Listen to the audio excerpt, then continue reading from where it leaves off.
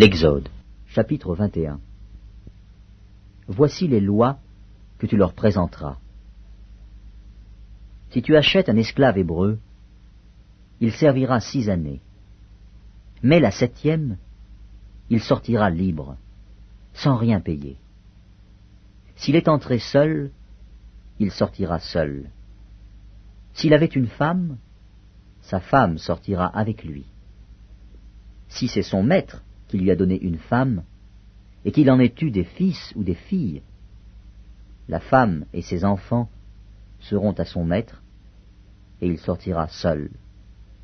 Si l'esclave dit « J'aime mon maître, ma femme et mes enfants, je ne veux pas sortir libre », alors son maître le conduira devant Dieu, et le fera approcher de la porte ou du poteau, et son maître lui percera l'oreille avec un poinçon, et l'esclave sera pour toujours à son service. Si un homme vend sa fille pour être esclave, elle ne sortira point comme sortent les esclaves. Si elle déplaît à son maître, qui s'était proposé de la prendre pour femme, il facilitera son rachat, mais il n'aura pas le pouvoir de la vendre à des étrangers après lui avoir été infidèle. S'il la destine à son fils, il agira envers elle selon le droit des filles. S'il prend une autre femme, il ne retranchera rien pour la première à la nourriture, aux vêtements et au droit conjugal. Et s'il ne fait pas pour elle ces 3 choses, elle pourra sortir sans rien payer, sans donner de l'argent. Celui qui frappera un homme mortellement sera puni de mort. S'il ne lui a point dressé d'embûche, et que Dieu l'ait fait tomber sous sa main, je t'établirai un lieu où il pourra se réfugier. Mais si quelqu'un agit méchamment contre son prochain, en employant la ruse pour le tuer, tu l'arracheras même de mon autel pour le faire mourir. Celui qui frappera son père ou sa mère sera puni de mort. Celui qui dérobera un homme et qui l'aura vendu ou retenu entre ses mains sera puni de mort. Celui qui maudira son père ou sa mère sera puni de mort. Si des hommes se querellent, et que l'un d'eux frappe l'autre avec une pierre ou avec le poing, sans causer sa mort, mais en l'obligeant à garder le lit, celui qui aura frappé ne sera point puni, dans le cas où l'autre viendrait à se lever et à se promener dehors avec son bâton. Seulement, il le dédommagera de son interruption de travail, et il le fera soigner jusqu'à sa guérison. Si un homme frappe du bâton son esclave, homme ou femme, et que l'esclave meurt sous sa main, le maître sera puni.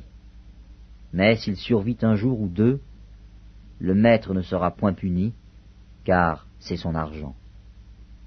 Si des hommes se querellent, et qu'ils heurtent une femme enceinte, et la fassent accoucher, sans autre accident, ils seront punis d'une amende imposée par le mari de la femme et qu'ils paieront devant des juges. Mais s'il y a un accident, tu donneras vie pour vie, œil pour œil, dent pour dent, main pour main, pied pour pied, brûlure pour brûlure, blessure pour blessure, meurtrissure pour meurtrissure.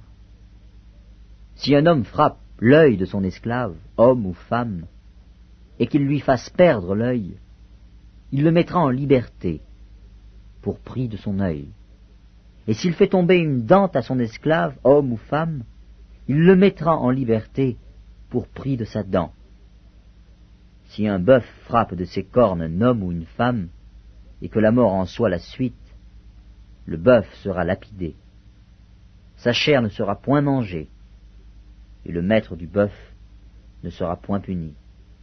Mais si le bœuf était auparavant sujet à frapper, et qu'on en ait averti le maître, tu ne l'as point surveillé, le bœuf sera lapidé, dans le cas où il tuerait un homme ou une femme, et son maître sera puni de mort. Si on impose au maître un prix pour le rachat de sa vie, il paiera tout ce qui lui sera imposé. Lorsque le bœuf frappera un fils ou une fille, cette loi recevra son application.